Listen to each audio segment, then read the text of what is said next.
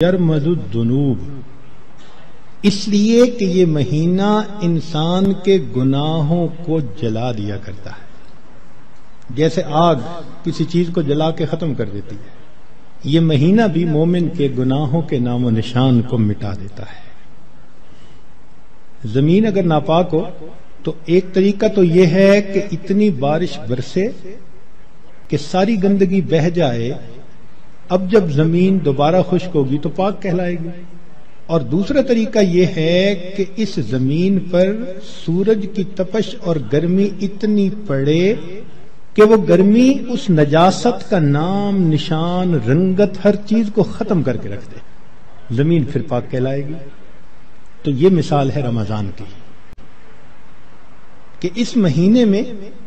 اللہ رب العزت کی طرف سے اتنی رحمتوں کی بارش ہوتی ہے کہ انسان کے دل کی نجاستوں کو وہ مٹا کے رکھ دیتی ہے۔ یا یوں سمجھ لیں کہ اس مہینے میں برکات کی ایسی تپش آتی ہے انسان کے دل پر، نور کا سورج جو طلوع ہوتا ہے تو وہ دلوں کو اس قدر حرارت پہنچاتا ہے کہ دلوں کی نجاست کو مٹا کے رکھ دیتا ہے، اس لیے اس کو رمضان کہا گیا۔ حدیث مبارکہ میں اس کے مختلف نام ہیں۔ عربوں میں عظمت والی چیز کے کئی نام ہوتے تھے، اللہ رب العزت کے 99 نام، وَلِلَّهِ الْأَسْمَاءُ الْحُسْنَى، تو رمضان کے بھی کئی نام، چنانچہ حدیث مبارکہ میں اس کو شہر مبارکن، اس لیے ہم رمضان مبارک بھی کہہ دیتے ہیں، شہر عظیم، عظمت والا مہینہ، شہر الصبر، صبر کا مہینہ، شہر المواسات، غمخاری کا مہینہ۔ چنانچہ علماء نے لکھا ہے کہ رمضان سید الشہور، یہ مہینوں کا سردار ہے، فیہ بدأ نزول القرآن، اس میں ہی قرآن مجید نازل ہوا۔ اس کی 27 تاریخ کو، رمضان کی 27 تاریخ کو لوح محفوظ پر آسمان دنیا پر نازل کر دیا گیا، پھر وہاں سے 23 سال کے عرصہ میں آہستہ آہستہ آیات کو نبی علیہ السلام پر اتارا گیا۔ تفسیر طبری میں قتادہ رضی اللہ تعالی عنہ کی روایت ہے، فرماتے ہیں ان اللہ اصطفى صفایا من خلقہ، اصطفى من الملائکۃ رسلا ومن الناس واصطفى من الکلام ذکرہ، اللہ تعالیٰ نے انسانوں میں فرشتوں میں بعض کو چن لیا ہے،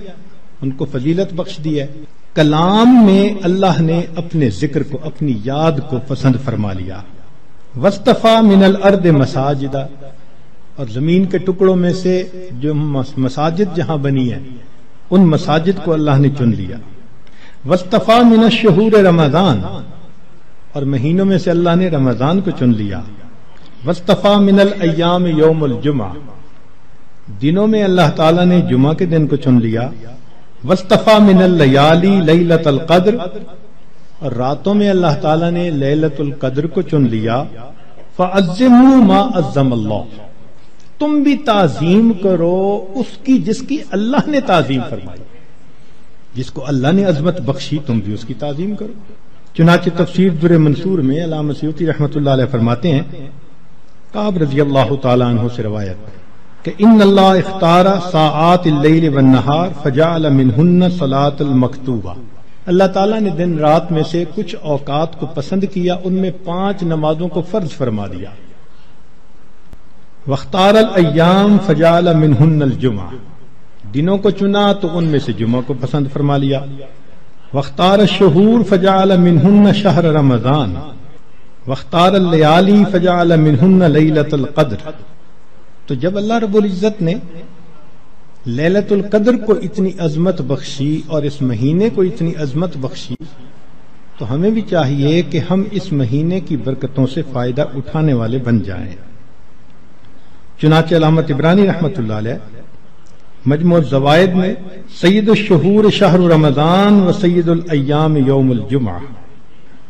نبی علیہ السلام اس مہینے کا انتظار فرماتے تھے۔ اس مہینے کی فضیلت کے لیے یہ کتنا عجیب پوائنٹ ہے کہ اللہ رب العزت کے پیارے حبیب صلی اللہ علیہ وسلم اس مہینے کا انتظار فرماتے، دعا فرماتے تھے، اللہم بارک لنا فی رجب و شعبان و بلغنا رمضان، اے اللہ ہمیں رجب اور شعبان میں برکت عطا فرما اور بخیریت ہمیں رمضان تک پہنچا۔ انسان وش کرتا ہے نا تو کسی